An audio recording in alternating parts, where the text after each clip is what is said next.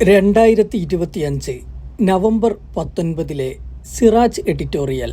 വ്യാജന്മാർ കൈയടക്കിയ Indian വിപണി. ഗുണനിലവാരമുള്ള ഉൽപ്പന്നങ്ങൾ ലക്ഷ്യമാക്കി വിപണികളിലെ പ്രമുഖ ബ്രാൻഡുകൾ തിരഞ്ഞെടുക്കുന്നവരാണ് ഉപഭോക്താക്കളിൽ മിക്കവരും. എന്നാൽ മാർക്കറ്റിൽ ലഭിക്കുന്ന ബ്രാൻഡഡ് ഉൽപ്പന്നങ്ങളെല്ലാം വിശ്വസനീയമാണോ? പ്രമുഖ ബ്രാൻഡുകളുടെ ലേബലുകളും ലോഗോകളും പാക്കേജിങ്ങും അതേപടി പകർത്തി വ്യാജന്മാർ ധാരാളം ഇറങ്ങുന്നുണ്ട് വിപണിയിൽ.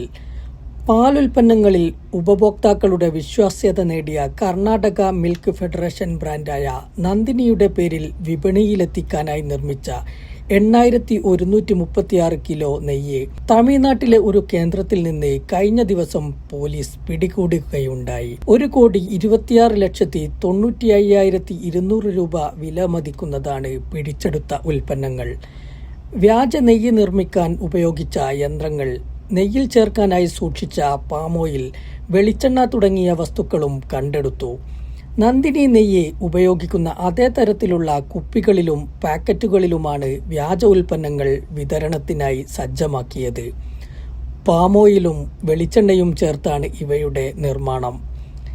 ജനപ്രിയ ബ്രാൻഡായ കേരള ക്ഷീരോത്പാദക സഹകരണ സംഘത്തിന്റെ മിൽമയ്ക്ക് മിൽന എന്ന പേരിൽ ഒരു അപരൻ ഇറങ്ങിയിരുന്നു. ഇതിനിടെ തിരുവനന്തപുരത്ത് മിൽമയുടെ പേരെഴുതിയ അക്ഷരങ്ങളുടെ ഫോണ്ടും രൂപകൽപ്പനയും അതേപടി പകർത്തി ഉപഭോക്താക്കൾക്ക് മിൽമയാണെന്ന് തോന്നിപ്പിക്കുന്ന തരത്തിലാണ് മിൽന വിപണിയിലെത്തിച്ചത്.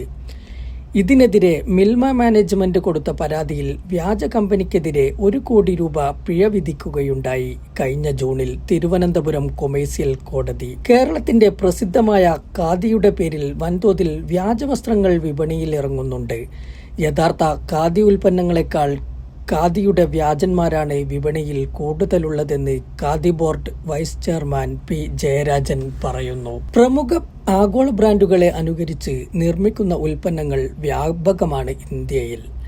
ഡൽഹി ഹൈക്കോടതിയുടെ ഉത്തരവനുസരിച്ച് ഡൽഹിയിലെയും ആഗ്രയിലെയും ചില പാദരക്ഷാ കമ്പനികളിലും വ്യാപാര സ്ഥാപനങ്ങളിലും നടത്തിയ പരിശോധനയിൽ പ്രമുഖ ജർമ്മൻ ചെരുപ്പ് കമ്പനിയായ ബിർക്കൻസ്റ്റോക്കിന്റെ മോഡലിൽ നിർമ്മിച്ച വ്യാജ പാദരക്ഷകൾ വൻതോതിൽ പിടിച്ചെടുത്തിരുന്നു. വ്യാജന്മാർ ബിർക്കൻസ്റ്റോക്ക് പാദരക്ഷകളുടെ വിൽപ്പനയെ ബാധിച്ചതിനെ തുടർന്ന് കമ്പനി നൽകിയ ഹർജിയിലാണ് കോടതി റെയ്ഡിന് ഉത്തരവിട്ടത്. അതിവേഗത്തിൽ വളരുന്ന വ്യാജ ഉൽപ്പന്ന വിപണികളിൽ ആഗോളതലത്തിൽ മുൻപന്തിയിലാണ് ഇന്ത്യൻ വിപണി.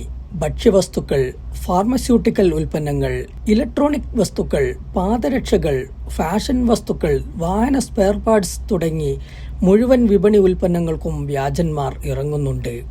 രാജ്യത്തിനകത്ത് ഉൽപ്പാദിപ്പിക്കുന്നതിന് പുറമെ ചൈന, തായ്വാൻ, നേപ്പാൾ തുടങ്ങിയ രാജ്യങ്ങളിൽ നിന്നും ഇന്ത്യൻ വിപണികളിൽ വ്യാജന്മാർ എത്തുന്നുണ്ട്.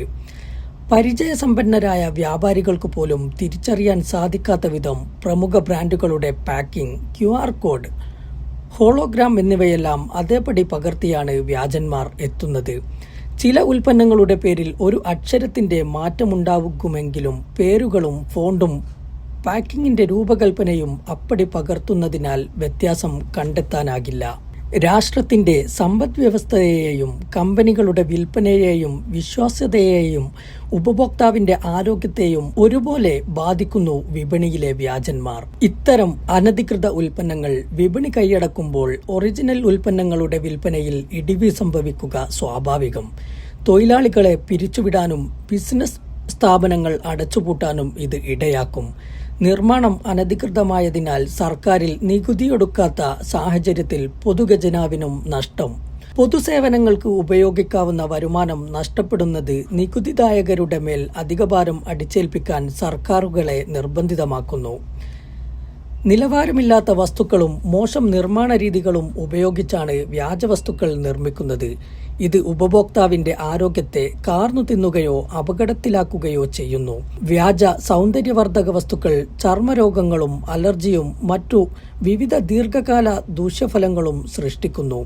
വിലക്കുറവും ജനപ്രിയ ഉൽപ്പന്നങ്ങളുടെ ലുക്കും ഉപഭോക്താവിനെ എളുപ്പം വശീകരിക്കുമ്പോൾ അവയിൽ അടങ്ങിയിരിക്കുന്ന അപകടങ്ങളെക്കുറിച്ച് അവർ അറിയുന്നില്ല. വാഹനങ്ങളുടെ വ്യാജ സ്പെയർ പാർട്സുകൾ പലപ്പോഴും ദുരന്തങ്ങൾ സൃഷ്ടിക്കുന്നു. ഇന്ത്യയിൽ സംഭവിക്കുന്ന റോഡപകടങ്ങളിൽ 20% കാരണം വ്യാജ വാഹന സ്പെയർ പാർട്സുകളാണെന്നാണ് federation of Indian chambers of commerce and industry ഫിക്കിയുടെ വിലയിരുത്തൽ. ഫിക്കി 2018 പ്രസിദ്ധീകരിച്ച റിപ്പോർട്ട് പ്രകാരം വ്യാജ ഉൽപ്പന്നങ്ങൾ സർക്കാരിന് പ്രതിവർഷം 39,293 കോടി രൂപയുടെ നികുതി നഷ്ടം വരുത്തിവെക്കുന്നുണ്ട്.